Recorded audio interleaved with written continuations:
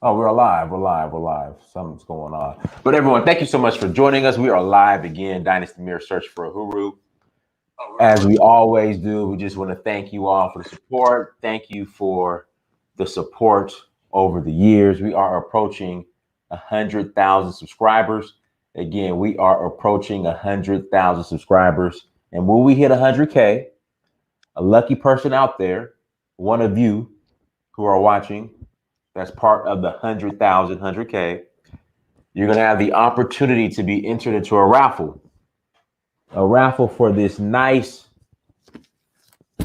snakeskin bag. Black owned, Tomlini, brothers from the UK. This is real, the real deal, not a fugazi. This is a real deal. None of that stuff you see at the swap meet. This is a real deal situation. So you'll have the opportunity to win that once we hit 100K. So again, like, share, and subscribe. Make sure you go to dynastymurder.com. Sierra Leone, if you want to roll with us, let me know. I could take one more person to Sierra Leone. And again, we're leaving in 12 days, April 19th, returning on the tour ends on the 29th. So if you'd like to roll with us, April 19th, returning on the 29th. And then we're going to Nigeria, August 16th to the 22nd. August 16th to the 22nd, we are going to Nigeria. If you'd like to roll, hit me up, send me a message, email me, all that good stuff. Without further ado, we have our brother on with us, Kala Thanos. Kala, let's jump right into it. Are you familiar with the rapper YG? Oh yeah, I heard about that. I heard something about. I know who he is. He's the one that said we got these light skinned babies out here at Nipsey Hussle's funeral. You know. All right, so I guess he made derogatory remarks towards the Asian community in the album he did 7 years ago. Right. They kicked him out of. He's off of YouTube now, Mm-hmm. off of Spotify, Mm-hmm. off of Apple Yeah. Music. Done. Yeah. For something he said 7 years ago on a CD. But what's crazy when he keeps let me watch my language. I shot this Negro. I killed this Negro. I just sell dope to these Negroes. This Negro was wearing the wrong color. I killed him. Right. He got a bigger record deal. Yeah. Of course. That's toxic. But I mean, do rappers know like this is how the game is played? As They long they as they don't care. You know, like I'm gonna get into it tonight. They know they're being used, right? They know they're being used, and what we call it, the black politicians know they're being used. They know they're being used. They know they're being used, and so it doesn't matter as long as they're getting paid. You gotta say something. Black America is a swamp, a toxic swamp of negativity, mediocrity, and foolishness. And like I said, it comes a time where we gotta stop playing games with people. Especially now that as I'm about to launch my app for my social network and everything, I'm very careful who I let in my circle, who I let on the ground with me on the continent, whatever like that. You're connected with me, and you're with this toxic stuff. I'm sorry, we're gonna part ways. Because the problem is in Black America is people say there's no code. You can only have a code when you have the ability to write one. You want to say that again, Diane? go ahead, say Uh, it again. you don't tell me about any code, right? When you're not the what do you call it, architect or creator or whatever of a code, code or script writer, whatever. We don't do that. Whatever you see in Black America do is given to us. And like I always say, people are always on code when it comes to for some fuck shit. And they're never on code when it comes to doing things right. Now, the rappers years ago, right? KRS One started. Yo, look, man, we're not gonna make this toxic music. And I thought back in the days when they started self destruction, you're headed for self destruction. All Remember that, right. right? I said, man, we're gonna unite. We're gonna make positive music, man. Man, what they did was they came up with Hot 97 New York, right? They came up with Vibe and Source magazine, and that was it. Once they came on Hot 97 in New York, right? Wasn't black owned, wasn't black controlled, right? They put black, so-called minority people of color faces in there. Funk Master Flex, Angie Martinez, and Wendy Williams, all these clowns in there and everything. And because they with the culture, they're able to have this toxicity and negativity in Black America sells. It sells. Mm-hmm. We've always known that. And I'm gonna give a little background. I'm gonna get back into this, but I'm gonna give a little background on this. You know, I had this series I did years ago called the Neo Minstrel Age, right?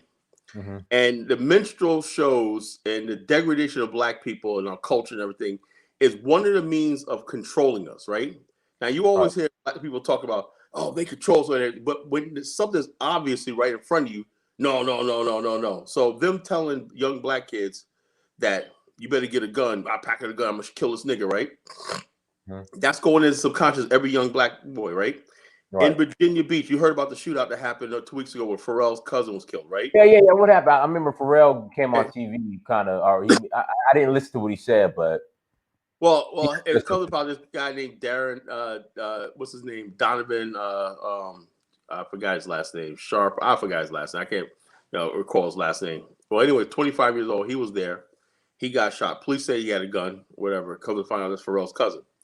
It was outside of a club, a reopened club called the Beach House. You know, the Beach House used to be a famous club back in the 2000s. I'm saying, do cats really still club? Like even in Atlanta, like the clubs aren't really open. They do more like lounges. You know, the bottom line is if some rapper is going to show up, whatever, and they say everywhere, Virginia Beach is a party club city, you know, and the Virginia Beach have been trying to shut down these Black clubs for years, right? Because of shootings, violence, and everything. They can never do it. Why? Because of the money. You know, the money. These clubs make a lot of money, and so they people go out. But like people my age, you know, I worked the clubs for years. I did club security for years, you know. And so at my age, I don't do it anymore. I don't club. I don't go out and party and everything, but it's still there. So they revamped this place called the Beach House, right? I'll give you a background to this, right? Back in 2006, there's this kid I knew. His name was Booger. He was a blood. His name was Booger, right? And he got killed by this cop. I knew the cop too, right? He was shooting outside of a club, and this cop that I knew killed him, right? And so they had a thing where the cop got off because it was justified, whatever, like that, right? So the new Black Panther Party and Black Lives Matter, right? I guess some of them know him, knew Booger or whatever, like that. Well, I knew him, you know, he was a clown.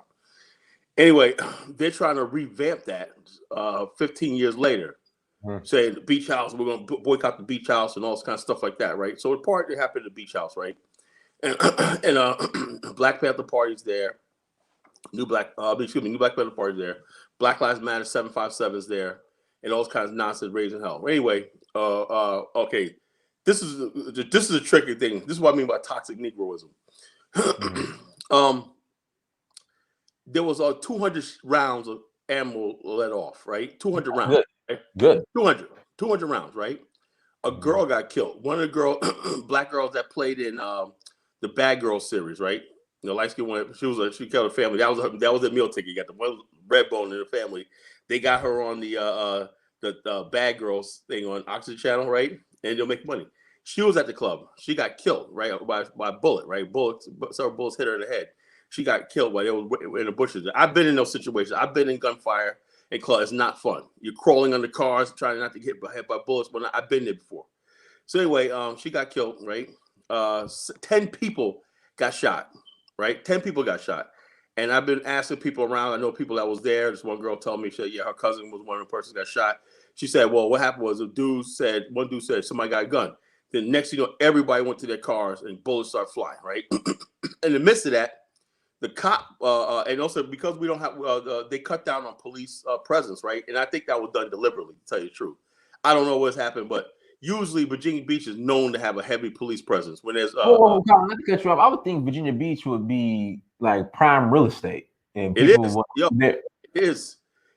The bottom line is, but the thing is though, there's the type of people it attracts, man. It attracts dudes coming down from Philly, dudes coming from Wilmington. You got the when it's just the college kids, it's okay, but you got dudes that you know they ain't in college. You know, they're they want to see the girls and stuff like that, and egos, and it's toxic, you know, toxic situation. And so it got better over the last couple of years because 2 years ago they had the Something in the Water thing with Pharrell. Remember that? The Something in the Water tour. That was a big thing on the East Coast. You know, It was like a big thing. The whole city was involved, right? We had they expected the worst, but it came out really good. I met the mayor of Virginia Beach, Bobby Dyer. He's cool as hell, man. He's from Newark and whatnot. So he basically he told me, man, he said, yo, man, he goes, we need more black people in business, man. Y'all gotta turn it up here, man. We're trying to give out contracts to black people and everything like that. So him and Pharrell working together and everything like that, Timbaland and everything. So he's really working. So this puts a damper on the things, you know.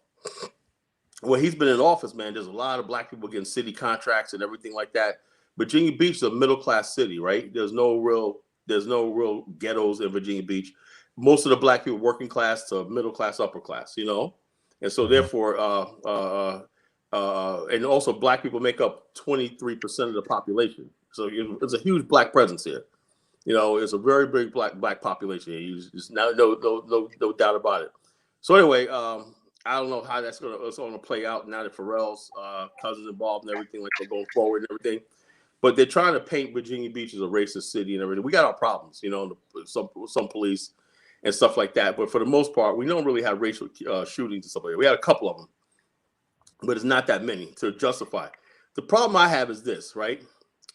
Black Lives Matter 757 is going there and talking about we want the cop identified. Now forget about all the Negroes that shot off guns and everything like that. Like 20 of them shot off guns and everything. People get shot. Nobody cares about the other people that got shot. No one even mentions the girl who got killed, right? All thing they're concentrating on is most important is the one cop, right? If you have, I'm gonna tell you right now, if you come here to the South with everything, and you're in a situation where cops are fear for their lives, you are gonna die. You got a gun in your hand, and you're in that situation. Even if you don't have a gun, if you just be in the wrong place at the wrong time, you can get shot. It's an adrenaline thing. I've been in those situations, you know. You know, you just don't. And those people who've never done security, never done police, don't understand what that happens. We call them, man. You say, no, I'm just saying, why is it that the focus now is on this one cop and the one guy that got killed, right? Not the whole situation is, why is it, where is the culture that basically tolerates this? It didn't happen again. You know, a couple of days later, right? Some Negroes, I don't know if it's connected to the same thing, let off shots on the interstate. They were shooting at each other through the car. And the one car crashed. It killed two people because they shot into the car. Colin, what's really the issue? And then, you know, people like Namizi will say, well, they're killing in Africa too. Oh, no. I was in Liberia, bro, and the bottom line, it was just so peaceful. It was just so peaceful. And one of the things about Liberia I liked is this, right? And I had a situation, I hate to say this, but I had a situation where I had something taken from me, right? And they had suspected somebody, right, right? And I told the people, I said, look, man, don't do nothing to this kid. They say, well, you're college. Everybody's like, yo, man, this could ruin everything. You know what I'm saying? I said, no, I'm not like that. Let it go. I don't care. Let it go. Wherever like that. In Liberia, the way they deal with criminals and thieves, you know, you could get arrested and be in jail for like 5 years without a trial. You know, police will beat you down. You got the criminal. They don't have any regard for criminals over in Liberia. People live in fear of the cop, and they live in fear of mob violence. That's the difference. Black people in America are so domesticated. It's to the point where we want to appease criminals and toxic people to the point where we defend them against law enforcement and everything like that out of fear. You know, we have a culture of fear. We have a culture. It's fear. That's all it is. It ain't because you care about the downtrodden. No, you scared of these little niggas. That's what it is. Right. You scared of these little niggas. That's all it is. You fear. You're cowards. The black men in America, and then rightfully so, you have no really rights and everything. We live in a bad situation, right? I don't know how you're going to so-called build a nation in America, right? Because as long as they have their laws over you and whatnot, they're already trying to take guns away from legal gun owners. You know what that means, black people. You know, they want to take guns away so you can't defend yourself. There's a situation in Arizona that's going on where this guy was shooting outside, shooting into this guy's house. The guy fired back from his window, killed the guy in the car, right? And it's to be investigated as a homicide. So in other words, you could be shot and people are shooting in your house, but you shoot back. Most of the laws is the person has to be breaking inside your house for you to kill them.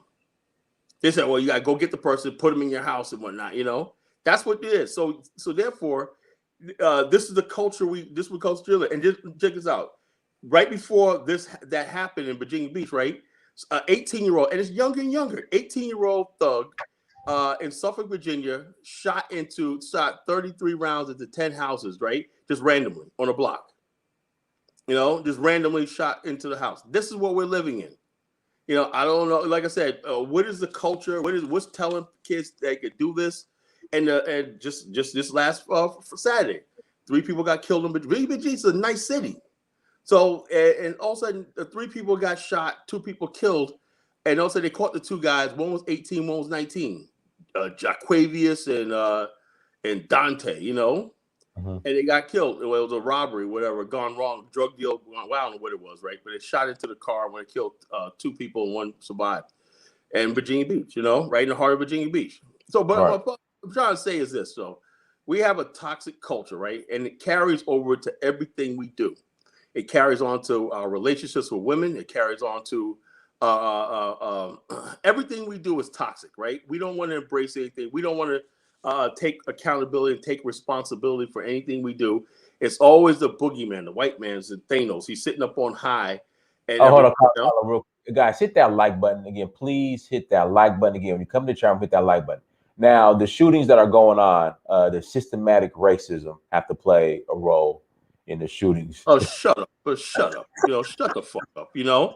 I'm so sick and tired of hearing these dumb niggas. That's just a cowardly cop out.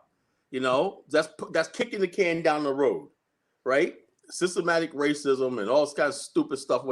That's what they tell you, because they know to ease your pain, you can't do nothing about it, right? So in other words, basically, you talk about systematic racism, something you can't control, so you just accept it until your ass gets shot and blown away, or your kid or whatever gets shot. Then suddenly you want revenge. That'll change your mind. Because I'll tell you right now, I was like that, wait, until I was almost killed. Systematic racism. Yeah. Systematic racism. Yeah. So in other words, basically, how you gonna get rid of system? So some white people gotta come and fix the problem, right? White people gotta come and fix the problem. You can't tell your son, your 15-year-old son, you're not listening to that garbage. I'll give you some music to listen to. Well, Dad, when I know you living in my house, this is what you're gonna listen to. Well, you let the kids do what they want to do. Your son's listening to stuff that's saying murder this, kill this, drug deal that, put some Molly in her drink, and all stuff like that. And the bottom line is they wonder why. Oh wow, man! When I sent him off to college one night, now he's facing rape allegations. Yeah, he was on his way one. Next, he got with some boys one night and he made the wrong decisions. Why? Because the stuff you're listening, the toxic stuff you're listening to, and you're allowing your kids to listen, you think it's harmless. Let me tell you something. Anybody who thinks music is harmless is a fool. Is a friggin' fool. They know this is the one thing they know. They know how to control black people, right? They know what goes into our ear. It used to be a time where you couldn't even hear Run DMC on afternoon radio. You had to go at nighttime, like what we call underground, to hear Boogie Down Productions. Talk about black stuff like that. Now they got kill, murder this. I got a body count right there on a radio 24 hours a day for you. That's a thought. It's not even YouTube, right? YouTube, you say, okay, because you got to go look for it. But radio is authoritative. And black people have this thing when they see white people endorse it, right? They see white people buying the stuff, right? It must be okay. Because that's who's buying this stuff. That's the one who's putting all the stuff out there for white consumption. White people love living vicariously through black people with our toxic culture, right? Because at times, same white boy that sit there and listen to Rick Ross and listen to all these YGK, right? When it comes down to it, right?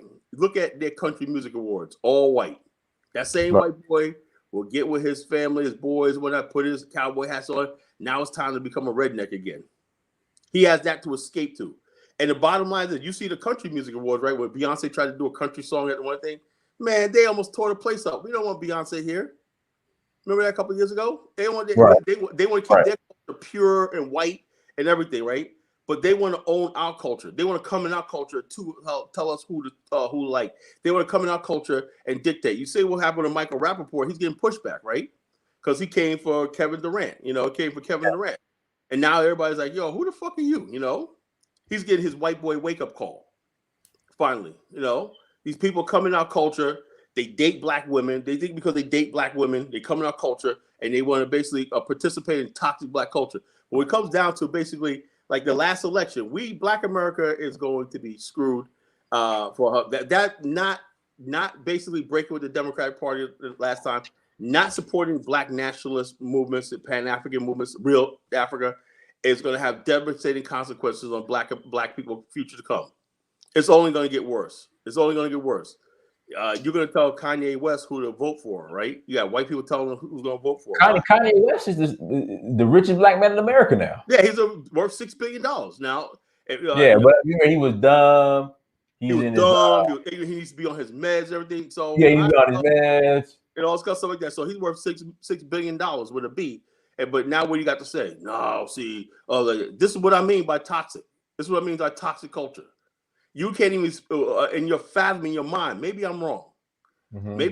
Maybe he was telling the truth. Maybe because you don't think, you understand something, Dinus, right? And we've been to do a show about this, a long time ago. When I was in Liberia, we talked about this, The Chinese, right now, everything you see is part of a 1,000-year plan. The Silk Road, everything, right? Can you tell me the 1,000-year plans for the black race? No, there is none. There's none in Africa. There's none in America. Now, which we call it now. Look at in Ghana. Let's switch it back to Africa. It's not just Black America, right? The president of Ghana says after 64 years of independence, we're not going to export no more chocolate to Switzerland. Well, they made billions off of you. We want to manufacture our own chocolate, right? Wow. Because he sees Liberia doing it. Liberia is actually branding making their own chocolates and stuff like that. That's what I'm saying. I love Liberia. Liberia's always been ahead of the rest of Africa in thinking, in that way. Just that we had silly people, especially ones that come on this show sometimes when I just don't get it, Anyway, the same president of Ghana goes to Spain and says, you guys got to come here and help us develop our chocolate industry. So on one hand, you appease the so-called black nationalist crowd, right? Yeah, man, he's following my good. But then you go to Spain and talk about you want to be the golden Negro country, and shine by having a special relationship with Spain, as if Spain and all these France is going to come in there, bring their manufacturing facility, and help you train how to be in business. Because where's all that money you spending on education, sending Ghanaians abroad to UK? I thought that's what college is for. You're supposed to go to college to learn how to do those stuff to make yourself self-sufficient. So if you're sending people part of your budget to the kids to go abroad to Oxford and everything, right there, they spend the rest of their life in the West and everything, and you got to bring the same foreigners that you say is robbing you to your country to help you do stuff like, and also, don't you have black businessmen, African businessmen on the continent? Isn't Nigerian millionaires and billionaires on the continent in Nigeria? I mean, do these Nigerians got billions or not? Are they rich or not? I hear about Nigerian billionaires, right? So why is the President Adu going to Spain, right? And these countries don't have a whole lot of money, especially. Why is he still going straight? What is a ritual thing? We need to go to white people. Am I missing something here? And maybe it's part of our culture, We need to go to white people. It doesn't matter that we don't need the white people anymore, but going to white people and having them teach us something and everything is part of who we are as a race. And so other people, you look around the world, Asia has completely taken over its region. Now they're expanding around the world. They said they had a plan in 1955, the Bandung Conference, to make Asia in a generation completely self-sufficient, logistically, economically. I got to study that, guys. Hit the like button again. Please hit the like. What's the name of what was the name of the conference? The Bandung Conference. The Bandung Conference in 1955, Indonesia, Jakarta, Indonesia. Adam Clayton Powell was there. Kwame Nkrumah was there. Malcolm X talked about that extensively. He said that's going to be a game changer. He said all these non-white countries met. And he said we got a plan to basically said we're tired of being colonized and everything. And they basically said we're going to go. Ghana was an independent republic 2 years later after the Bandung Conference, right? 2 years later, it became an independent republic, right? Liberians diplomats were there, Adam Clayton Powell from New York City was there. He came back on some different things. Said, well, most of the people around the world are non-white. He says, and non-white. He said that back then, but we as black people didn't latch onto it. We still, as a race, still think the white man's inevitable. The white man's everything. These people basically the Bang Dun. Did you find it? Yeah. You found it? The Bang Dun conference. That's a conference that needs to be studied and talked about. And I don't see that talked about because a lot of our people, they get online and they don't know basic history. If you know basic history, you know where to talk to. The Bang Dun conference probably the most important thing. Lee Kuan Yew of Singapore was there. President Jahardo was there of Indonesia. All these countries, right? One of the things they were talked about was same thing. They had toxic Asianism back then. Mm-hmm. Asians who basically were Uncle Toms, clowns, and lackeys of the West. They said, we got to deal with those people. Mm-hmm. Those people, they knew. They had to deal with the criminal element in Asia because the white man, he knows that. Crime and drugs and all that stuff like that you see in chaos and everything is how they keep you weak and destabilized and moralized. That's why most Asian countries have the death penalty for and they enforce the death penalty as far as drug trafficking. And you don't see crime in Asia like you do in the black world. We don't understand when somebody, there's an old saying, how do you stop a man with kill a man with vision? Give him another one. Right. The white man has given the black man a vision that he can make it through criminality. There's shortcuts to salvation. There's shortcuts to liberation. We're going to basically crime our way out of this. Yeah? We're going to basically bling bling and also like that. Why, whatever millions of dollars you're making, right? The white man's making billions, and he knows that he could take it from you anytime. Just like what happened with there was a football player. I don't know. I think it was in the Texans or whatever. Just got his endorsement for Nike taken away, right? Was it Deshaun Watson? I think that's him, right?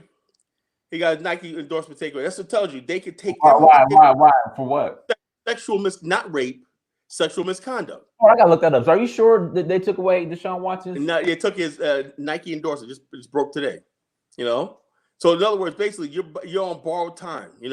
Anything they could basically give you, they could take away. And when they don't take it away from you, that's because you're in full compliance and cooperation with them. Wow. Deshaun Watson's Nike endorsement contract suspended amid civil lawsuits. Golly, man. Right. So the bottom line is, matter of fact, what if they're not true? And listen. Even Beats by Dre terminated their relationship with Deshaun Watson. Oh, you got to go along with the thing. You got to go along with the rule. Man, goodness, bro. So therefore, the best thing, who I like is Marshawn Lynch. Yeah. He never said no. Every time they get an interview, he said, "I'm just going to talk to my Africans." They try to play it off, and white people try to play dumb. They knew where he was coming from. Right. He took all his money that he made and whatnot. He said he didn't spend nothing. He was living off of living basic whatnot, and he's up like that. But I think he's back in the NFL. I think he got another. He retired. He retired. Okay, but he said, he retired. Yeah. Yeah, I made all my money. Get like that. Get the fuck out of here. He didn't do none of this stupid stuff. This cooning, this buck dancing, all stuff like that. You got to be on in their faces. You got to be in their so-called. But hold on, Colin. Damn, they suspended. Damn. So Beats by Dre and Nike. Golly, man. Goodness. Yeah. That's what we're living in. We're living in a world where they. Hold on. And he just got dropped by another endorsement. Reliant dropped him. Goodness, man. And then with no proof, all they did was have allegations. These are allegations. And you see the one brother, right, that was on ESPN, right? I forgot his name. He had an Instagram. All he did was have a little axe, had some booty shaking in the background. Paul Pierce. Yeah, they fired him from everything, Yeah. What it is, if you go deep, right, he probably said something that pissed off the woke left crowd somewhere down the road, and they wait for the time to get you, That's all it is. He probably says something to somebody, or somebody said he really thinks like that, whatever. And the time comes, they're gonna friggin' listen. That's right. I think Apple owns Beats by Dre anyway, so never mind. Right. Yeah, but like I said, you know what that reminds me of, right? When people say, "God, why are you hating on Akon and whatnot?" Because Akon, the rap, you gotta say something, Dynasty, right? This is what I mean. These rappers have basically created a model, right? The Master P model, right? Whereas we thought Master P was all about black empowerment and everything, but his partners and everybody white, Jewish, white, Korean, whoever like that. You know, that became the model, and these moguls made a lot of money, right? But at any point in time, right, they could be like this. At least with Prince and Michael Jackson, you can say that they own their own publishing and stuff like that. They were on a different thing. Michael Jackson. No. Did Michael Jackson? I think his estate sold his publishing, or Michael Jackson bought the Beatles publishing, but He bought the Beatles publishing, yeah. But I think they sold it. Yeah, they sold it. But he was the type where he wanted more from his music and everything. He was smart. But now it's like, okay, if that same mentality, right, is now following us to the African continent. Now you want to build smart cities or major international companies, right? Whatever, And I thought about something, right? I'm like, well, okay, if I'm creating a mobile app for my website, right? I gotta get approval by Apple and everything. So in other words, if Apple doesn't like what you're saying, right? They can say, so in other words, all the billions of people who got mobile apps, right, can't get you. Why is it that we think that's okay to have for white people to have that much power over us and everything, And so that was crazy with Deshaun Watson. Literally, when he expressed that he wanted to leave Houston and be traded, all this stuff came out of nowhere, Colin. You can't leave the plantation. You cannot leave you cannot leave the plantation. You got to do what they say you gonna do. Now, let's talk about the George Floyd situation, right? Have you been following the case? A little bit case, but I'm just saying like this. I think. How do you think it's gonna play out? And guys, hit that like. We're at almost 200 people watching. Guys, hit that like button. Please hit the like button. Help me out. Hit the like button. All right, go ahead, Colin. But check this out. What I'm seeing now is this, right? This guy and I know for a fact. Okay, this is what I'm saying. I did first day. I had a first day CPR class. This was back in how long ago was this? Damn, this is 20 years ago. And they told me, right, if you're giving somebody mouth to mouth necessity, you know how you do the pump thing, and they die while you give them CPR and they prove that you punch them too hard, you could be held for manslaughter. I did club security for years, right? I did club security. I had dudes pinned on the ground. I know that that thing was completely unnecessary. All the guy had to do was he had him restrained, put his knee on his shoulder. But the fact of the matter is, and I'm gonna say something controversial, right? It seemed like this cop probably knew George Floyd, right? And I know for a fact I think they said they played in the same I think they worked at the same club as night security. Security, right? They're security, right? And what it is this. A lot of cops, particularly black cops too. Let me be honest with you, man. I did security for it, and I know when somebody's running their mouth to you, right? You want them to shut more than anything resisting. You want them to shut up. By him sitting there saying, yelling, screaming, whatnot, and put it like that, he was trying to shut George Floyd up. He's tired of him talk. And he was putting it, he was trying to stop him from talking. And that's what I think killed him. It has nothing to do with because he wasn't resisting. He was handcuffed.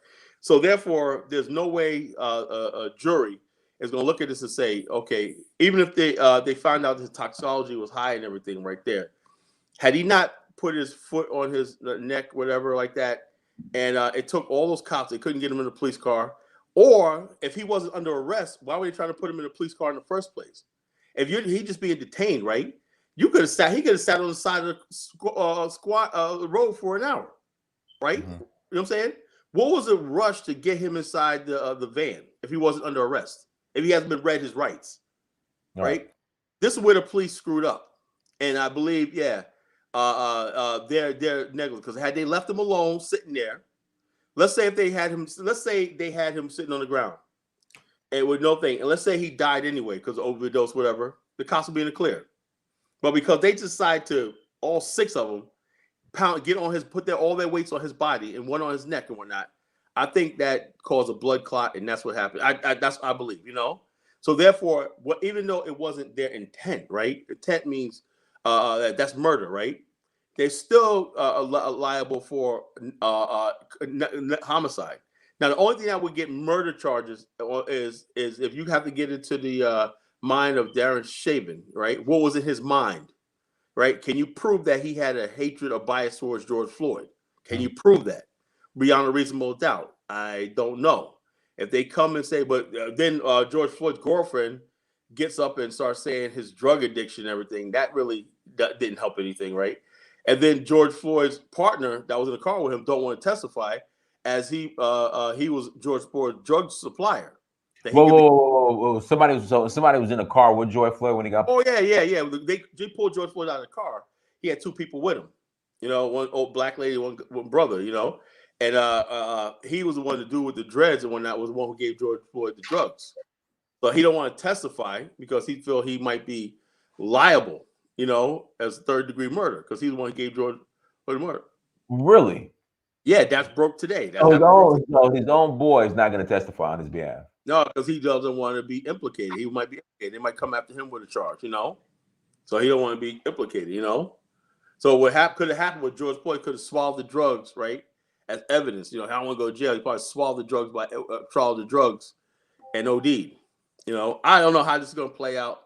It's just not a good situation. Now you got Black Lives Matter threatening to burn the city down if they don't get a conviction, right? Which guarantees, right, that it's going to be a mistrial, you know?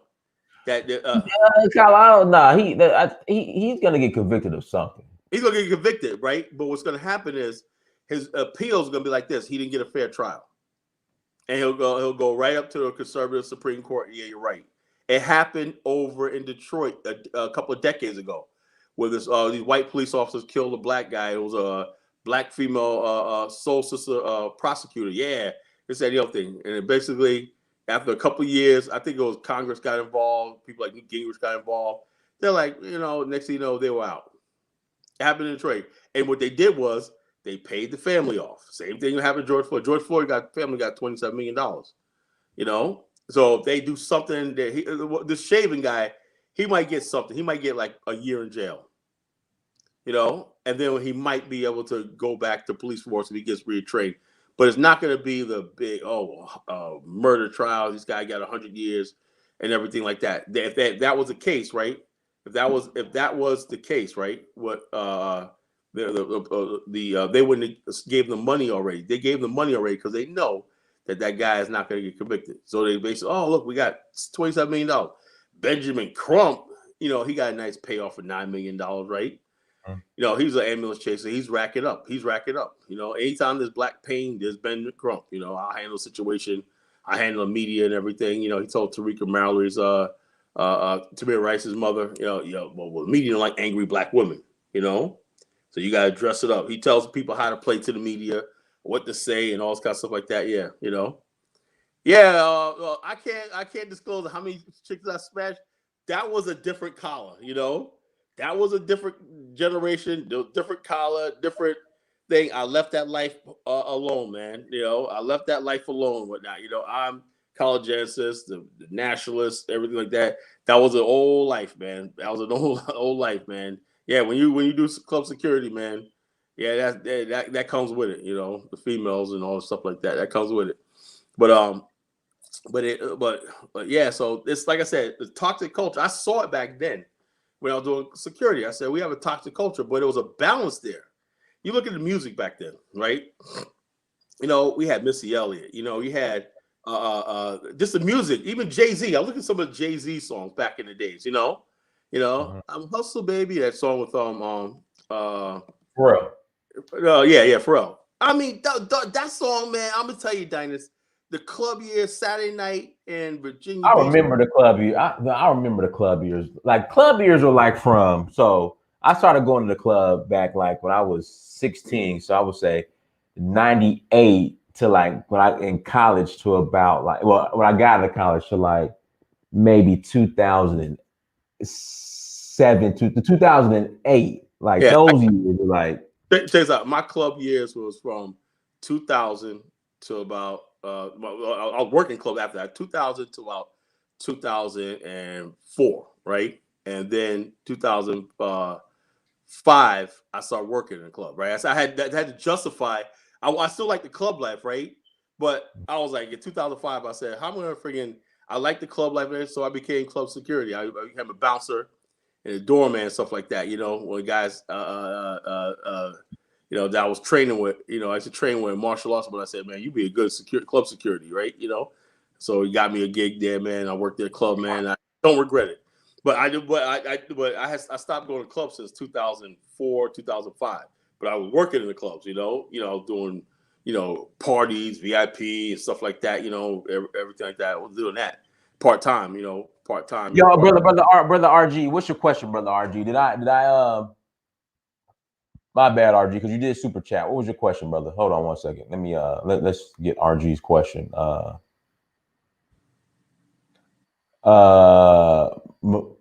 Marumba Karina of Namibia was also at the conference. The leader of Indonesia there inspired him to coin a new name, telling him, brother, that is not a name, that's a direction.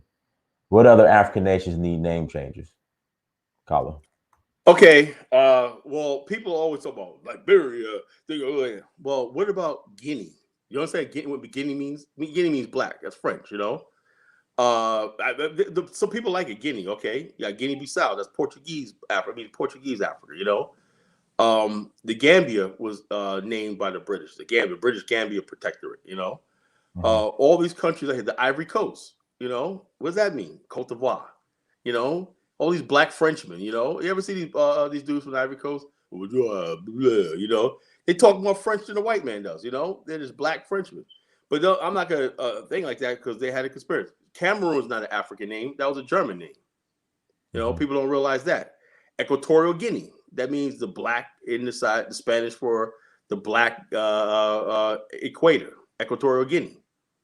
So we have all these countries in Africa that are controversial as far as like name and stuff like that. Yes, Namibia was really there. But the thing is, it's not enough to change. I would say Burkina Faso is the only one land of upright men. Thomas Sankara. Called the Upper Volta. It used to be called the Upper Volta. Right. And which we call it, and also Namibia is not enough. I love Namibia. I want to go there one day. Seriously, that's one of the countries in Africa I'm just really fond of. But the Namibian government, right, is too weak to take over the land that all the Europeans have over there. And so basically, that's what I'm saying. The same thing. We it's fear. The black race is ruled by fear. South Africa is terrified to take over nationalize those mines in Johannesburg, Goldfields and stuff like that, Pretoria and stuff like that. They're terrified. They can't do it. It's terrified. They say, look what happened in Zimbabwe, in Nigeria. Why is the Queen of England, British Petroleum, Royal Dutch Shell, why they reckon the Delta region, right, taking all the oil out and giving Nigeria a parcel of its own oil? How come Nigeria hasn't done like Venezuela did, and take over its oil industry? Fear. The black race, it seemed like, I always thought, too black, too strong. It seemed like the black man is the weakest out of all the races in the world. Other people like, oh, Asians are weak. Get out of here. Asians are strong. They did all the stuff. They don't apologize. It's because what happens is the white man has it so that when we come among each other, they make it so that we question each other. We don't believe in each other enough to be like, okay, this guy is a good leader, like Paul Kagame. The whole entire black race should be behind that brother. But what do you see? Dynas, right? Oh man, we're gonna fight. I had one guy that that follows me on Facebook. You know who I'm talking about, right? Congolese guy, right? He basically let out the bag that he's gonna fuck Paul Kagame up one day. Now he's sitting over in America, Canada, whatever like that, talking about Paul Kagame. Completely forgot about the Belgium and the Canadians, everybody's raping the Congo. But the fact that Paul Kagame is basically taking minerals out of Congo, right, like everybody else is, and monetizing them and building his country is unforgivable. But you forgave the white man. You don't care about the white man. But when it comes to the black man, you want to basically go to war. That's what we're talking about, And the bottom line, the only thing I think that's going to stop all this toxic Negro stuff is there's got to be consequences for people being race traders and selling out. There's got to be. If you're basically putting drugs in our culture, murder, crime, and all this stuff like that, and you just celebrating this nonsense and everything, you are a fucking race trader. I don't want to hear nothing about anything else. There's 3 different conflicts that I've always talked that everyone knows in nature, in man, and humankind. It's man versus nature. When you come into this world, you're battling nature, the elements and everything like that. You know, these conflicts black people cinema never deal with. You know, have we ever had a black movie or so where it's man versus nature? You know, the elements, a storm, or a snowstorm, or wild beasts and everything. Maybe in Africa we do. You know, lions, or whatever, man versus nature. You know, then this conflict is man versus man. You're this tribe, you're this nation, that's that nation, right? Man versus man. That's a conflict. You know, you as a sovereign, I'm as a sovereign, right? We have a relationship and everything right here, but you're going to protect your boundaries, and I got to respect your boundaries, respect mine. That's man versus man, and we check each other. Kinships are formed and everything. That's man versus man. Then the last one, where the black man never really take heed to, is man versus himself. You know what man versus himself means? That means every person has a higher self and a lower self. My lower self, right? Especially when I was in my club years and everything like that, I did a lot of things I knew it wasn't supposed to be right. And your lower self, you think about things, oh, I'll do it like that, you know? But then you come to your senses. Right. You know, I got to rise, my better angels. I got to rise above that. Black people, you know, when we see people doing wrong, we have this ability to basically like, no. And we sit there and co-sign people doing wrong. You know that's wrong. You know that's out of line. That's because we don't know who we are. If you don't know who you are, right? In this thing, it's like a perfect example. I remember a couple of years ago, there was these kids in Florida, right, that carjacked somebody, right? And they're in court. You remember that, right? They were in court, right? And the families out there, well, they got to get their money. Oh no! Okay. There was. Oh, hold on. I know what you're talking about. No, like they were trying to. I think did they kill somebody? Oh no, the guy. I don't think he killed, but they wrecked the person's car. They robbed him, whatever, like that. The person got seriously injured, right? Yeah, they were trying to blame the guy. They were trying to blame the victim. Blame the victim, you know. Yeah. And then instead of the black community getting up and saying, "No, you piece of black friggin' trash. You don't represent us," right? This is what happens. I don't give a damn if nobody doesn't like this. You can call in and fight me on this, right? You are so cowardly. You say, you know something, they were wrong. They should like that, you know. Oh, you're siding with the because that's the coward black man who doesn't know who he is and don't know right from wrong. There's right from wrong.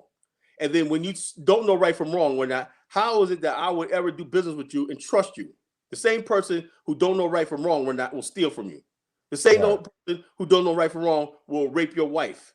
The same don't do right from wrong will murder you in the right situation. So if you don't believe there's right and wrong in this world, there's nothing left to talk about. And we have to have those sort of codes in our culture to like that. Look, that song they made, that was wrong. Right. That was degenerate wrong. We can't say that. In Black America, we're not allowed to say that. We're allowed to just accept anything. I was watching this show the other day, right? Where these liberals have been after the black church. Well, a black church used to be a place of moral, same thing with the Nation of Islam. You get some moral compass and everything. Yeah, all these black organizations like that. Now they were in there talking about what about the black community?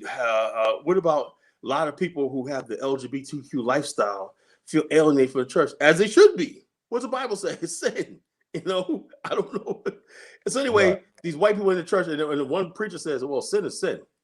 Well, then they went to other churches. Well, we're trying to and then they said, well, the LGBT and all of them have always helped the thing.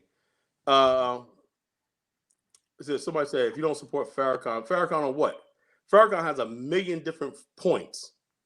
You know, there's things that Farrakhan say I ride with. There's things that Farrakhan say I disagree with. Can we ever do that? Can we ever compartmentalize? People just say Farrakhan. I don't agree with everything Mr. Farrakhan says. There's things that he said that he's 100% right. Because I'll be honest with you, right? If it wasn't for Minister Farrakhan, to tell you the truth, I wouldn't be here right now. Because he was a one back in the days when I was a young man, I was basically getting ready to go off into the streets and everything. I used to listen to the Minister Farrakhan's words. I used to read The Final Call. And that man delivered me, right? He told me, "Yo, look, brother, you know, I understand the temptation." It like he was speaking directly to me. But you got so much potential to reach a lot of people. Don't throw your life away. That's what I had growing up. I read Malcolm X. I read the teacher, Minister Farrakhan, Honorable Minister Farrakhan, and whatnot. That don't mean I agree with everything he says. I'm not going to walk in lockstep. But the bottom line is, I take what I can.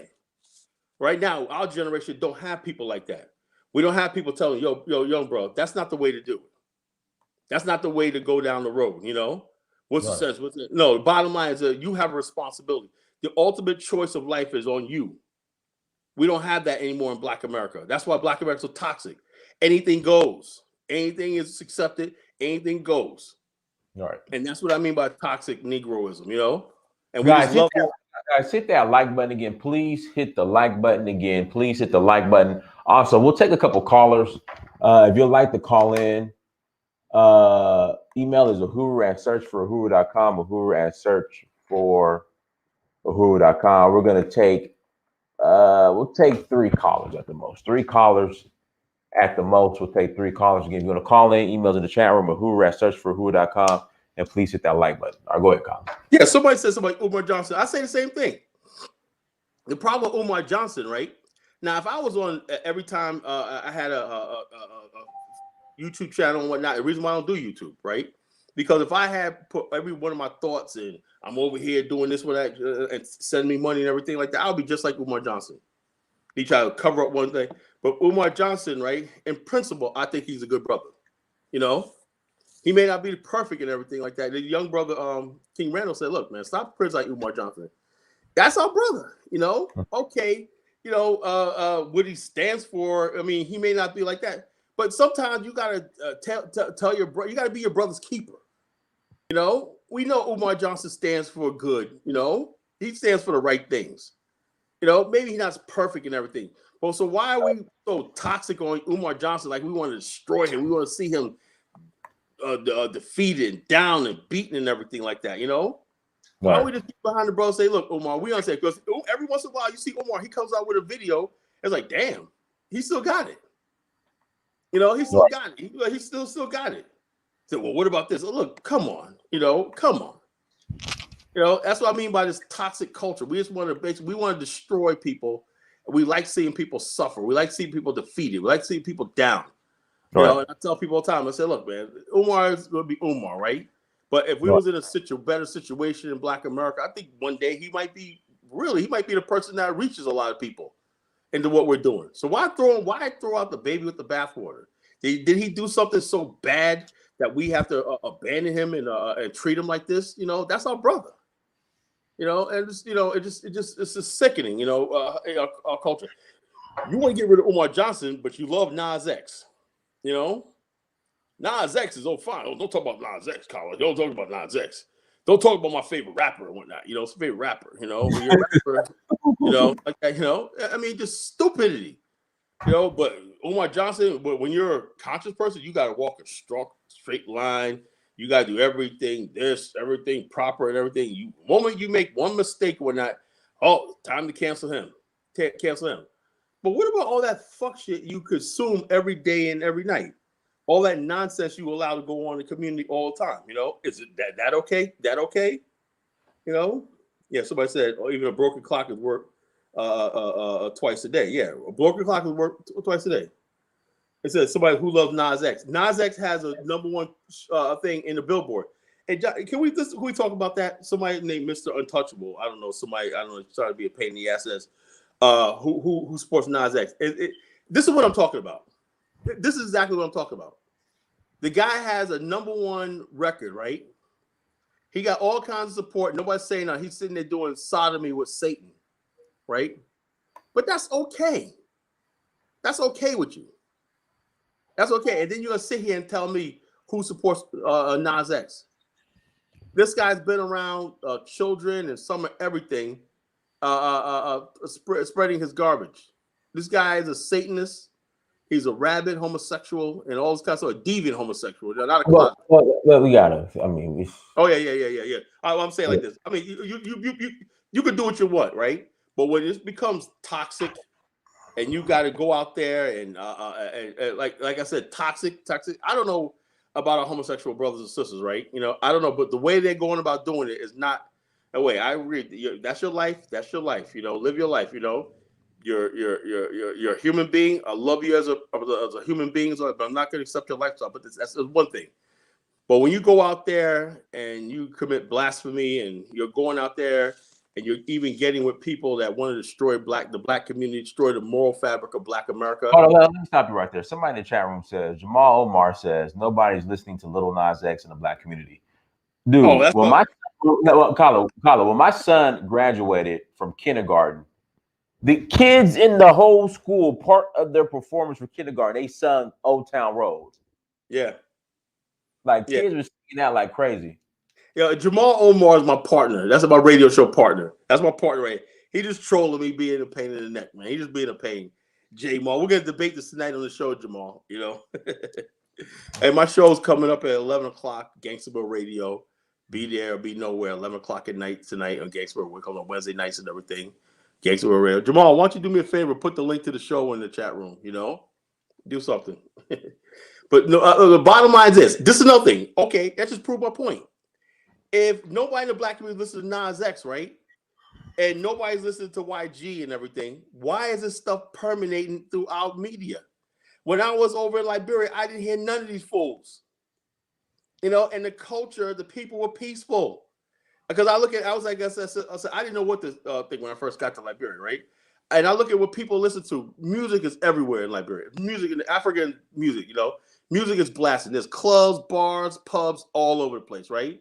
They're playing Afro beats, reggae, and stuff like that. So if that's what's going into you all day, and then you got church music, right? You got Islam music, whatever it is, right? All day, right? The people are basically peaceful. Can you imagine what will happen if this thug killer culture starts permeating through Africa? But what gets me is what I love about Africa is that they have not let that happen.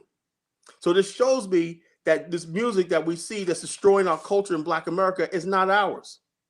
It's somebody up there on high putting this out there. We haven't recognized it. We just accept every time there's a reward. Oh, that person's got a Grammy. Oh my God, we finally made it. What they don't want is we say fuck the Grammys, fuck the video music awards, fuck everybody who attends them. Excuse my language. Fuck everybody who attends the music awards. We don't care about the billboards. We don't care about any of that. You know, when that happens and whatnot, right? And Black people start listening to more artists from Africa and stuff like that, right, you'll see a turnaround in our culture. You'll see a turnaround because right now, Black African American culture is toxic. It's the culture. You know, that's why I said Kyle Jennings is a culture critic. I came on scene, you know, and said I wanted to become a culture. It's been since 2006. I've been on social media, and since then I've reached tens of millions of people. You know, and I said, look, I'm a culture critic. I said culture is the one main thing, because if we live in America culture, that we don't really control our culture in America. It's given to us. We try to, but it's given to us. You know, the overwhelming power of media. I thought back in the days, I don't know if you remember this transition, right? Go ahead. Right up until 1995, Million Man March, right? Most of the music on Black radio was like 5% stuff and whatnot, you know, and the guys and all stuff like that. You had Gravedigger, 12 o'clock, and all that. That was all that, everything, right? Then around 95, 96, it changed. Nobody wanted to hear that, you know. The song was, I got no time for fake niggas. I'll just sip some ride niggas, you know, like Puff Daddy, you know. That was a change. If you want to talk about blinging and money, you want to talk about nothing.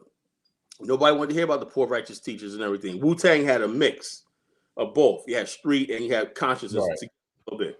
Same thing with Lauryn Hill, the Fugees, you know. There was a fusion back and forth, you know. But nobody wanted to hear Arrested Development.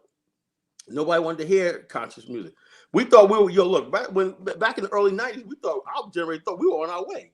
We had the movie Malcolm X out, right? We had records, man. I was like, yo, man, we were on our way. You know, we had Tribe Called Quest, we had X-Clan, we had all these other, we were a revolution, man. You had Tupac. Right. Oh, it was a revolution, man. I was like, yo, then along comes the money, Bad Boy Records, you know, go Death Row Records, and all these other people. And all these other people that came up and whatnot and said it was going to be Black America. It's all about the Benjamins, and we're going to party. Now, now, you ever notice that you never see any rapper that's conscious, right? That don't do all that bling. that don't have a soul that's out to the Illuminati. You never see them in that billionaire status. You ever notice that? Right. So right now, Jay Rue the Damager, man, he's homeless, man, in New York. You know, Really? Tyler, what? Yeah, and he's bitter because he blames the white man. Well, what you Hey, call what's for? up? What's going on, bro? What's Go ahead, going Simone. on? What's up, bro? No, that was me in the chat just talking about because I was noticing how you was talking about Kagame. I think it was Kagame you had mentioned how the how black folks around the world are trained to distrust ourselves and our people, good people. Uh, just because we might, like you said, might not agree with this or that, that's cool. But if you got somebody legitimate, you know what I'm saying, I think that's good for us to at least support it. Like you was talking about Lil Nas X, everybody, well, I won't say everybody know, but people pretend like they don't know. But everybody know this man came out with a Satan shoe and um, blood in it. You know what I'm saying? But people in the chat like, oh, what's Men's Farrakhan doing? And I'm just saying, like, like I said, even though you might not agree with everything, and I know people got problems with Islam, they got problems with the religious parts. I ain't saying all that, but I'm just saying, you know, you got a organized group that's trying to get your group organized into like a national. Really, that's the goal. Like the main thing on with Farrakhan, if you don't agree with nothing else, he's trying to basically make Black America recognized on the world stage. But we can't do that if we're not in unity. So I think that's kind of what I'm just was poking at, and just touching base with us. I know y'all brothers on the African thing, which is good. Which that's my middle name, Akiba. I think it's Swahili. My Yeah, yeah. that's My whole thing is this. Like I said, I have Black America is not has a problem. It's always been a problem with the Nation of Islam, right? And I've known many people in the Nation of Islam attending their rallies. This is something I know. I grew up with. I'm not just. So how old are you, brother? I'm 47. 47. So you're 47. okay. You're up to my age. Okay. But the thing is, though, let me ask you a question. You seem new to this, right? Are you new to the movement back in the because I was back there hard in the Nation of Islam, Khalid, back in the 90s. I was hard into Yeah, this, right? I know all about it. And so my whole thing is okay. When the Nation of Islam, right? I mean, Charles Taylor came to sent representative to the Million Man March, right? He said, "Oh, look, you guys got territory over here. We can give you everything, right? Nothing came out of it, right? Nothing came out of it, right? And then Farrakhan says that Gaddafi offered him $1 billion, right? Yeah. But then I don't know what happened, right? And I'm not trying to embarrass Mr. Farrakhan. Allegedly, Bill Clinton shut it down. Allegedly. No. This is what happened, right? Bill Clinton gave him a way out, right? Because they was like, okay, we want a wire transfer. And then people said, you don't need a wire transfer. You can put the money in Swiss account, right? And leave it there, right? So Farrakhan ignored that, right? He could have put it in a third party bank. You got access to the money. Farrakhan went to Bill Clinton and said, "Hey, Bill, can I get the $1 billion from Gaddafi?" and then hold on, bro. We're not trying to clown. We're not trying to clown, right? Oh, no, that's everybody's cool. like, I understand. bro. Everybody was like, man, if somebody had if I was really going to get $1 billion, do you think I would give a goddamn what the United States say? I said, so the whole thing is, he went there. I said, Bill Clinton said, no, you can't do it. See, Clinton said, no, yeah, that was his way out. Because I don't think Gaddafi actually said that, No, he did. misinterpreted. Oh, no. He said, bro, let me say something, man. This is another thing, right? There's got to be some accountability, right? We love Minister Farrakhan, right? But the bottom line is you have to take Black America are not fools. That's another thing. If you can't deliver something, you don't say it. No, look, man, I can't do it. I never overpromise. If you can't, if he was really serious about giving Mr. Farrakhan $1 billion right here, don't do a hoax. Don't play with people. Just say, yo, look, we can't get it, whatever, like that. and everything, you know, because if you really wanted $1 billion, there's a million ways Gaddafi could have did it, you know. And then also when the U.S. lifted sanctions on Gaddafi, right, under the Bush administration, right, that means U.S. companies go over there. Why did Gaddafi release the money then? See, let me say something. I'll say it like this. I mean, I understand that, and that's cool because if that's cool. That's something that you disagree with. You had a right to criticize it, and that's all good. All I'm saying is like this, and like I said, it's a whole lot of stuff you can find that's bad that you might disagree with, and you have the right, like, to call that out publicly. Ask what's up with it. I could answer that question, but I'm not going to even do that because I'm not going to answer that question because that's not the point that I'm making. My point is that if you got somebody that's doing some good things, there's a lot of people doing good things, bro. Hey, Kyle, let me finish. Kyle, let me finish. Go ahead. Right. Mike, go ahead. Like if you got somebody that's doing enough good things on a track record, like a Minister Farrakhan, who's, you know, obviously left a legacy and also transferred that legacy. You know what I mean? Meaning he prepared people in the future to take over after he's gone. That's something that is good for us to study.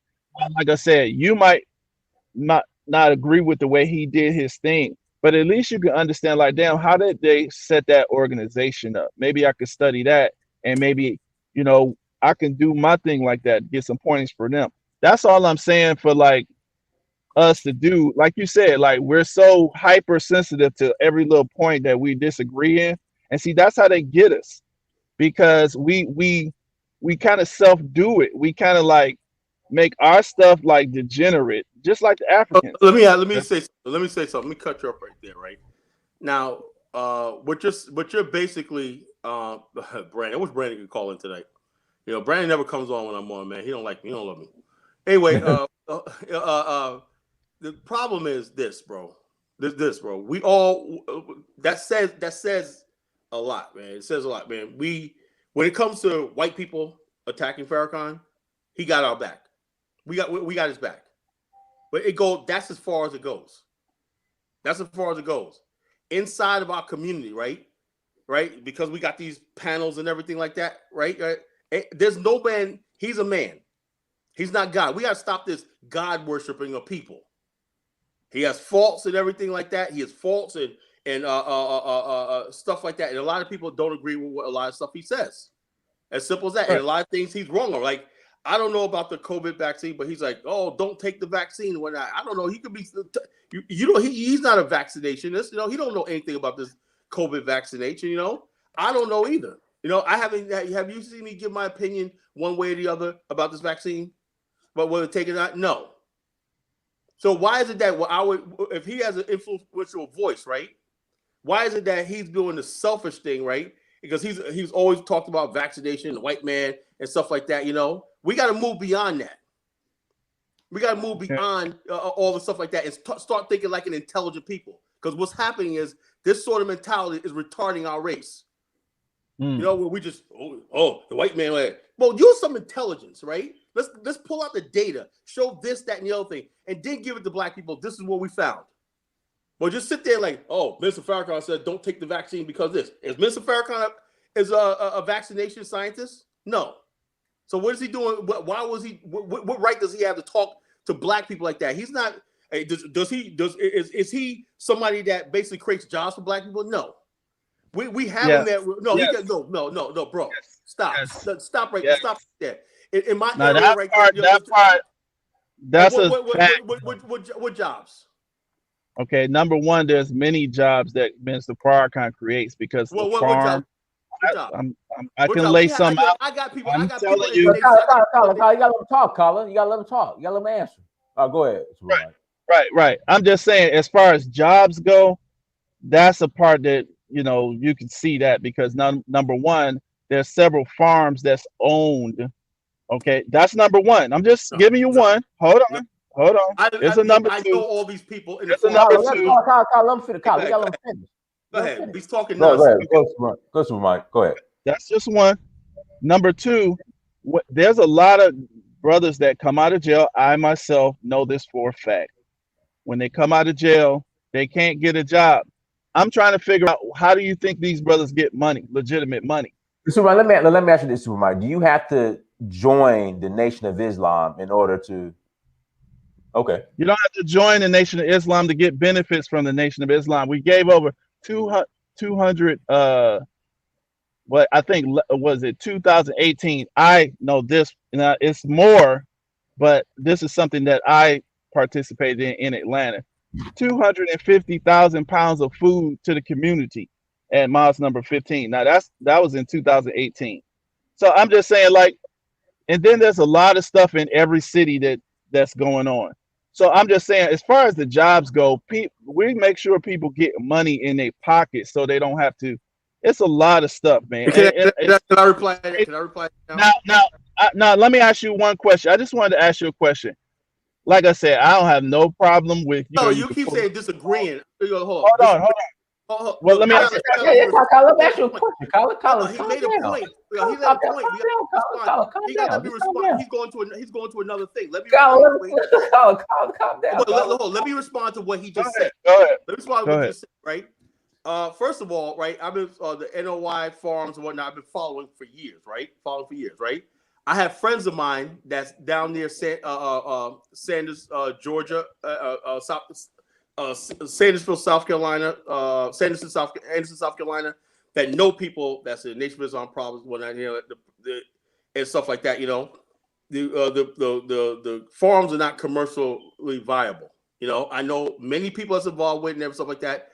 I give them an A for effort and everything like that, because it's all just we're doing something. We're doing something, right? Okay, we give you an A for that, right? But all the years, they had a 3-year economic program that I donated hundreds of dollars to over the years, thousands probably over the years, whatnot. And they're still at the 3-year economic program that's been around since I was even born. And so when you have a couple of giveaways of fruits and stuff like that to a couple of people, and you're taking pictures like, look what we're doing and whatnot, I'm sorry, bro, it don't work. This is a new Black America. Okay, that's fine. Like I said, I'm not trying to convert you. I'm just saying. I'm not trying to say is there something? Listen, what I'm saying. I'm not going to even point for point you. I'm not even trying to do that. That's not the point that I'm trying to make. I'm saying, let me ask you a question here. Is there anything that you can agree with? There's a whole bunch of stuff I agree with Farrakhan about. A lot of stuff. One thing, maybe. There's a lot of stuff I agree with, but the problem is this, though, right? The problem is this. That's why I said that. That's why I made that statement earlier, because you were criticizing the Africans for being hypersensitive against their leadership. Okay. Here's a problem right here. No one ever elected Minister Farrakhan as a leader. He's not a leader. A leadership. Now keep in mind. He's a leader of people who follow the Nation of Islam. He's not my leader. Okay. Listen what I mean. Okay, now we know that leadership. Oh, yeah, he's not a leader of Black America. Calm down, Colin. Calm down. You're a leader and whatnot. Nigga, who the hell appointed him a leader for you to appoint somebody a leader over me? Colin, calm down, Colin. It's not that. Colin, calm down. Well, I mean, I'm just saying. I'm just saying. Colin, come on. You call him a leader. We haven't elected him, appointed him a leader. Colin, you gotta calm down, bro. Colin, you gotta calm down. He's leadership. I'm not saying he's everybody's leader. I'm just saying he's leadership.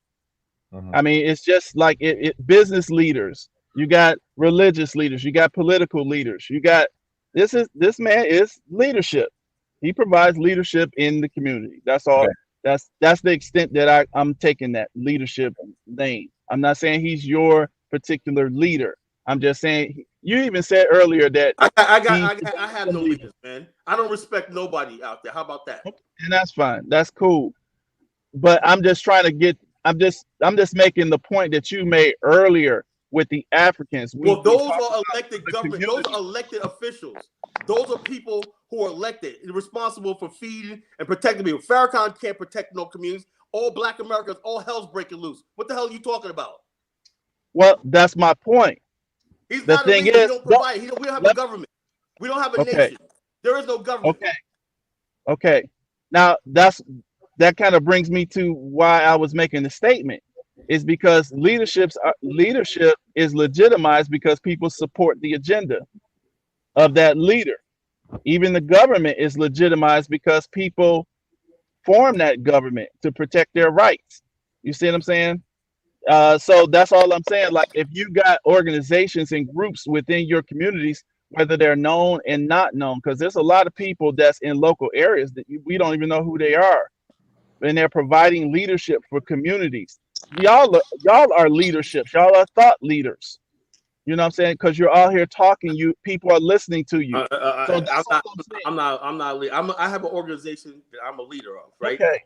Okay. That's all I'm saying. That's all I'm saying. Also, I lead by example, and I say that's fine. Like that. You know, but I don't tell anybody who disagrees with me that, okay, well, I'm the leader and whatnot. You know, I'm just one man, one voice, one opinion. I don't exalt myself up to those deity status and whatnot. You know, and that's the problem with Black America, right?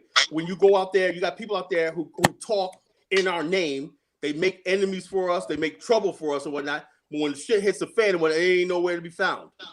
All right, I didn't want to cause trouble. I'm gonna get on off. I appreciate y'all though. That's all I All right, cool. Hey, Elevator Black Man, go ahead.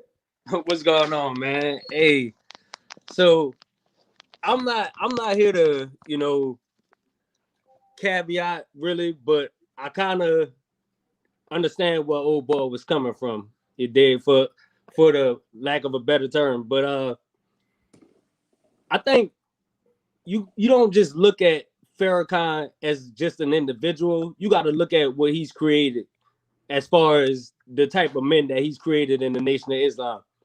Yeah, they're not perfect.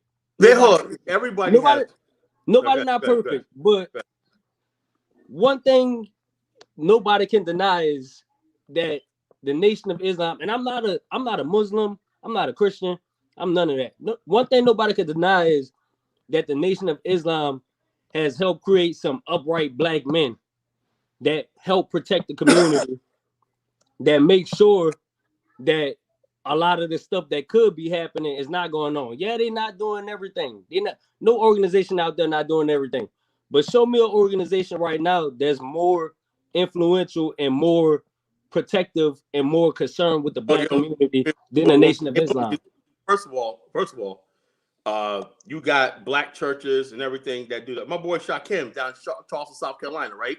Have a community center and whatnot. You go look at him in Charleston, South Carolina, right? Gullah Geechee Warrior, right? He has community centers, training centers, and everything like that. Give all the stuff like that, and he don't basically put himself out there as a leader and whatnot. And he's basically transforming lives and everything. Work with young men and whatnot. And I know dozens of young men I work with all across the country. We doing this stuff, and we're doing stuff quietly. You know, there's Black churches that got outreaches and stuff like that. Singles and stuff like that. Black church all over America got pantries. Does the Nation of Islam got a pantry? You know, a pantry. I guarantee you they. No, they don't. No, they don't. I don't know everything about the nation. No, they don't. But what I will say is, you cannot deny. No, they don't. You don't know what you're talking about. You don't know what you're talking about. Hey, hold on. Look at what they've done. Look at what they've done. Look, not just Farrakhan. Not just Farrakhan. Look at them. Do you live around Black people right now? Yeah. Hell no, I live in Alaska. Oh, see what I'm talking. You don't even around the Black people. I'm from New Orleans, though. Don't get it twisted. Hey, don't get it twisted. I'm from New Orleans. You're not even around Black people. I'm from New Orleans. Talk about what somebody doing. I'm born and raised. If you're on Mars somewhere, I'm born and raised in New Orleans. But in the real Black community, understand this. There's nobody doing nothing, man. Understand this. Understand this. I've been around them brothers before. All right, I've been to jail. Okay, so what you were saying earlier. What you were saying earlier, you were saying the same thing. You can't agree with everything that they've done. Yeah, I know that, but what I'm saying, what the problem is this. This is the problem I have. This is the problem Tell me the problem, because I'm this trying to understand. is the problem I have, right? The Nation of Islam, the Black church, all these people do little, right? They do stuff like that, right? Stop. The basic problem is this, though. Everybody wants credit for I'm the Black leader. Listen to them, whatnot. And the bottom line, this is how Black cults are formed. This is how these organizations are formed, where they control people, mind control people. And we're living in a Black America right now where nobody cares about that anymore.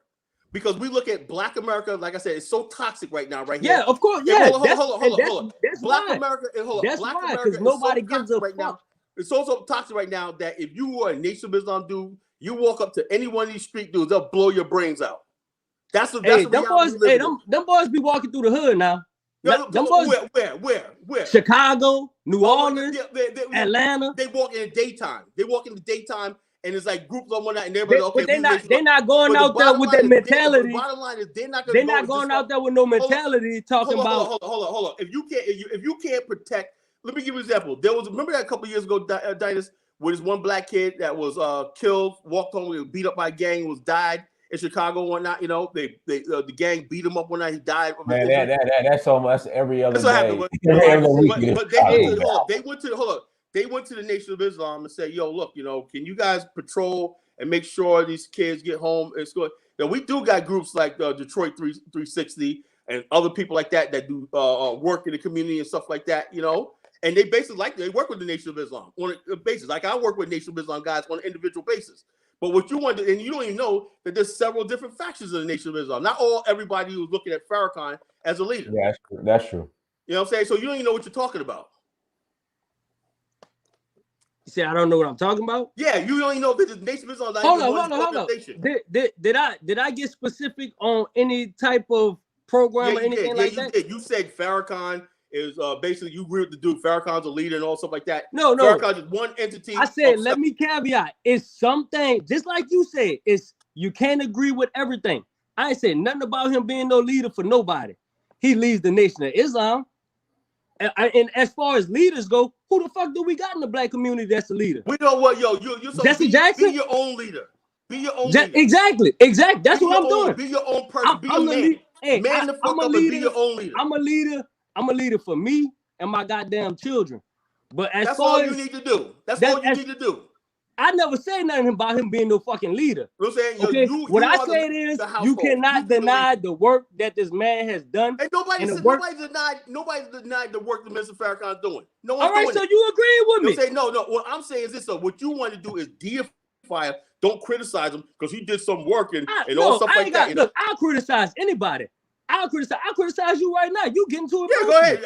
Look, I'm human. Stop getting so emotional. Let's have an intellectual conversation. I got all my faults. When not anybody criticize me, all right then. So let's have an intellectual conversation. Stop getting so emotional. The fact of the matter is, the man do the fucking work. The man do work. Okay, so what do you want? So we create a monument. We make a bust, a statue. That's what it is. We need a Farrakhan Boulevard. That's what we need. Right? Let's solve the problem. Maybe so. Okay. The fact of the matter is, let's create a Mr. Farrakhan airport. Let's create a Mr. Farrakhan international airport. How about that? Now let's make a College Genesis airport.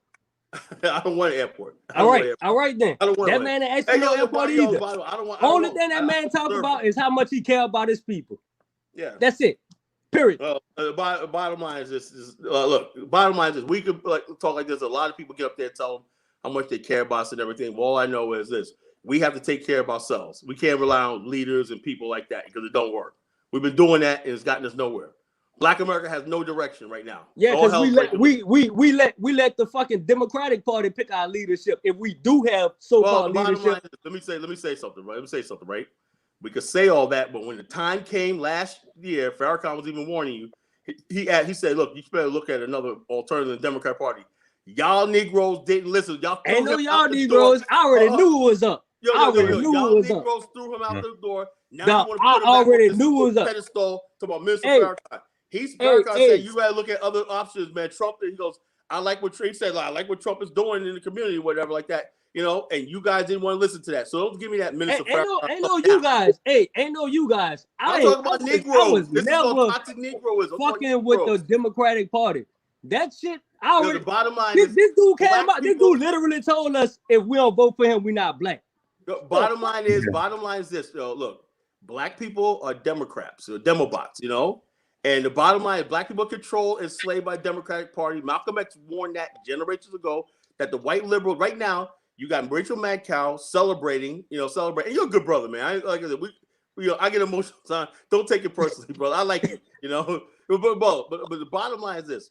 Rachel Maddow, they're basically celebrating the people that run the Democratic Party are white liberal elites and whatnot. You know, they hate working class people and everything. They basically they're friends of LGBTQ, all the stuff like that. And the bottom line is this: way they have power is because they control the black vote. That's why they came after Kanye the way they did. and and also they're dangling butter biscuits of Roland Martin. You know, Oh man, that dude, man. You know what I'm saying? Hey, So the bottom line, you seen that 21-year-old dude from Georgia? Oh yeah, that's what I'm talking about. Man, that's the type of shit. That's the type of shit I'm talking about.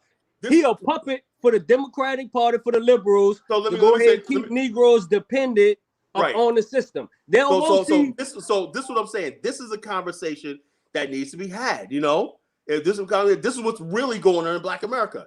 The bottom line is this: you think they're gonna let you walk away from their plantation, where the world transfer of power? Right now, there's a global, because of Democrats in power. There's a whole global transfer of power. They're about to put America in so much debt that you're never going to climb out of it. All because we went to the polls and voted for these demons to get in power. You know? I got the same mentality. Soon as my wife get up out this damn army, I got the same mentality. Dog. I'm leaving this country. I didn't already talk to Dynas about this before. I don't even need to work, dog. I get my money. I'm leaving. I don't have no reason to stay here. You're also basically, look, they're already now talking about a COVID vaccine passport, so they're going to try to regulate movements to the African continent. People don't even have the foresight to see what that's all about. Mm-hmm. You know, I'm checking on that shit every day. Regulate our movement back and forth to the continent. You know, that's why they killed the president of Tanzania. They knew what the fuck was going on. They knew what the fuck was going on. Whole bunch of stuff going on, man. The bottom line is, we get heated about this stuff like that, but the reason why I did is because I know the reality. The reality is Black people are basically slaves to the Democratic Party. You know, it doesn't matter what Farrakhan says and whatnot. You know, the MSNBC, CNN, they got Black people in fear. If you rule by fear, they control you. You know, Farrakhan sits back like, yo, look, man, plan out, see what candidate you want and everything. Did we listen to that? No. I think Umar Johnson was saying the same shit too. He was talking about how basically we should have our conversations in private. Don't even talk about who we gonna vote for. Go talk to them. Hey, you need to get this, and this done, and you can have our 50 million votes. If not, we're gonna go to somebody else. But the bottom line, only thing they gotta do is put Cardi B on TV and say, hey, y'all niggas go vote for fucking. Cardi B is actually so-called political. Listen, now let me put it like this, right? Like I said earlier, if it was not meant for Minister Farrakhan, right? You know, without Minister Farrakhan, I probably would not be alive right now. I'm so serious, you know. If it was not for him, and I remember when he made that trip to Ghana, right? And he did a sermon right before he did called Jesus Saves, right? He was talking about the ship Jesus, whatever like that. But he did a lot of parables and everything. That was the most powerful sermon I ever heard. That basically changed me, you know. And he basically told me one day you're going to be great, and you're going to reach a lot of people. And I said to myself, you know something? I cut off some of my friends when I'm gonna go out on this road right here. I'm gonna follow. I started studying the Nation of Islam meetings. Why not? I started listening to the Fruit of Islam brothers. Every time I see the Fruit of Islam brothers, I'm giving them money. You know, buying final calls, whatever I had to do to support. Now here's the problem. As I grow older, it's a problem with the Nation of Islam. As you grow older, right, and you become into your manhood more, right, you stop listening because you don't need that sort of guidance. You're on your own. That's, I think, the problem in Nation of Islam, right? I agree with that. I agree with that. Malcolm X was 39. He said, okay, I got it. I'm going to go this way. Khalid Muhammad was same age. Khalid. And then people try to look, you can't arrest somebody's development. That's the problem with these organizations.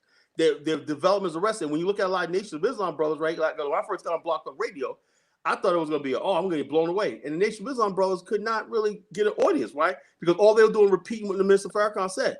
When I got up there, they were like, man, Colin, man, everybody listening to you and whatnot. Why? Because I'm thinking, I'm talking outside the box. I'm talking about Colin Jenner. I listen to some of the principles of the line of Elijah Muhammad, but I got my own thing. That's the problem with joining organizations. You just straitjacket. So therefore, then when somebody does speak out the box in the Nation of Islam, right? You got people in the Nation of Islam, well, he didn't say this, you know, you didn't say this, you know, and next thing you know, they whip them back in line, you know, like robots. You know, they'll say, so you see what I mean? So when the other brothers on the just on, right? I'm like, yo, dude, man, you can't tell me. I've been around this one, you know. And the bottom line is, it's cultism. We can't have that. Now we can, like I said, if it wasn't for Mr. Farrakhan as a young man, like you got your brother Ben X, right? Oh man, Mr. Farrakhan. I said, look, people say, look, I was him at that age, you know. But when he turns like 30, 35, right? He's going to question things, and his maturity is going to drift off like they all do. People will never see the pattern. Once you get in your 30s, like now, you have brother Malik Shabazz. Him and Farrakhan are going back. But why Malik is around a couple of years older than me, he feels it's his time to be, you know, to get out there and be a leader, you know, and say like that. So it happens like that, you know. So it is like that. But the main thing is this: that's socially and culturally, right, in Black America, right? But economically and politically, man, we're out here trying to make it the best way we can, and also politically, there's not one of these leaders have ever made a dent in the fact that the Democratic Party owns Black America. Vote. Until somebody can do that, it means nothing, because the white man, the system don't care about nothing you say other than what you're going to, November 4th, who you're going to show up to vote for. That's the only thing they care about. They don't care about Chicago in ruins. They don't care about Baltimore. They just know you black ass, and then, we're going to make it easy for you. We're going to harvest your ballots. We're going to collect your ballots. We're going to do like, they're going to make it easy for you. All they care about is a black vote. That's all they care about. That's why I already told my wife we leaving here, because to be honest, like, I got a little bit of hope for some of the black people in our country, but at the end of the day, I think Black America just too. No, Black America's finished, bro. Just too invested in this fucking country. They dangle America in front of it. They know, like I told Dan earlier, I said, is there a 1,000-year plan, 100-year plan for Black America? No. We don't plan ahead. We don't plan ahead. We plan for tomorrow. We plan for right now. All they care about is the next 3 years, 2 years. You get out to the polls and keep them in power. That's all. That's all. You're not, and they'll give Al Sharpton. Al Sharpton is gonna be taken care of. They give you the celebrities, the black celebrities, and all these other people that they know you worship. That's why I said it's hard for me to believe that Farrakhan is a so-called leader, because the leaders are the people that they make Instagram influencers, YouTube channel, well, not even YouTube, right? But all these celebrities and all these other people that got the John Legend and all these other people that's out there, they're the ones that Black America listens to. Cardi B and all these other people. That's who Black America listens to, right? So that's the reality. You know, we're living in a digital age. It's not like we're going on the street corner and listening to Nation of Islam on the street corner anymore. Now everybody's on their phones. They get influenced by emails, texts, and uploads and messengers and everything like that. That's the new reality we're living in right now. You know, that the days of a Nation of Islam organization and stuff like influencing Black people, those days are over, you know? And that's what I was trying to tell the brother right there. You know, I said, we like to think of nostalgia. We have the Nation of Islam right here. But the white man already figured that out, right? They're gonna use their rappers, all these rappers that you see. There's a plan for them. They own Black America, you know? That's it. They control Black America. Yeah, this last election proved all that shit. This last election proved this. But yeah, man, I just wanted to stupid we are. Yeah, I just wanted to chime in right quick, man. I'm about to go ahead and chill and stuff. But peace, man. Peace, man. Yeah, peace. All right, brother. Appreciate you, man. Hey, go ahead. Go ahead, Akala, close out. Okay. Yeah, you can catch me tonight at 11 o'clock, Gangsterville Radio, gangstavilleradio.com. I'll be continuing this conversation, toxic Black culture, toxic Black America, and everything. And like I said, the bottom line is this: it's so toxic, right, that the people that we normally listen to, the Black Church, Nation of Islam, they're irrelevant. You know, they're irrelevant. Everything is toxic. Everything is right now, and all stuff like that. It has nothing to do with anything other than Black people. It's another thing, toxic part of Black America, right? This want to be connected with white people and white America, right? We really do believe that having white friends, we really do believe that we cross the rainbow where white and Black's going to get along and stuff like that. So we have to get rid of people like Farrakhan, Kala, and on the white people side, get rid of people like Trump, and everything's going to come together and all stuff like that. We see with the Michael Rappaport situation, that's not happening. I do believe Black people and these liberal Democrats, these woke Democrats, are going to have a falling out. That's my prediction. You say that one more time? The Black people are going to have a falling out with these woke liberal Democrats, you know? These woke white liberal Democrats. I think it's going to be a falling out. You know, I think it's as more and more Black people start saying, you know, because Black people actually believe once Joe Biden got in office, there's going to be a new America. There's going to be all stuff like that. We always believe that So you really think? So what you're saying? We're gonna put this on record that black people are gonna eventually divorce the Democratic Party. I don't know, but what I'm saying is this. So maybe I think black people will look at the Democratic Party like this. Black people don't realize something. If you really wanted to, black people could be the leaders of them. Right now, the people who run the Democratic Party are the AOCs and all these leftists with his Marxists and everything. The black agenda is not the. So unless black people say, you know something, we don't care, and just go along with this stuff, but black America is going to go down. You see all these immigrants coming into across the border. Where do you think they're going to go to? They're going to go to black communities, you know? You're going to have to be competing. You're going to be competing for hospital beds and everything with illegal aliens floating across the border. That's what they're doing it for. The job, they're going to give them jobs that black people normally do, or the poor black people normally do, and services. Now that with jobs comes services, you know, and stuff like that you're going to be competing for people. In other words, basically, there's nothing beneficial of you being a citizen. You just signed your own death warrant. When you vote, you're supposed to vote for people who are going to protect your interests, right? Them opening the borders up, right, to illegal aliens and everything like that is not protecting your interests. You know, so therefore, unless black people have a revolution in the Democratic Party and take over, which I doubt was going to happen. It's not going to happen. It's not going to happen. That's not going to happen. You know, because like I said, black people, we talk about so-called leaders. Now, Farrakhan has said that. He's been on record. We just do this, we do that. Black people did not listen. Did you see black people listen to anything Farrakhan says? You know, his last election? No. So the one brother said he's a leader in black. How's he a leader when no one listened to what he says? Not one person. No one listens to anything what he said. He said, look, man, you know, we gotta look at this realistically. What's going on with the party? Make these people earn our vote. Did anybody listen? No. So how can you basically? What's the sense of having a leader if you say he's your leader and nobody listened to him? Nobody even took his advice. Right. So. All right. Well, everyone, thank you so much for joining. Like, share, subscribe. To next family Dynasty Mirror Search for Huru. Peace. Peace. Peace.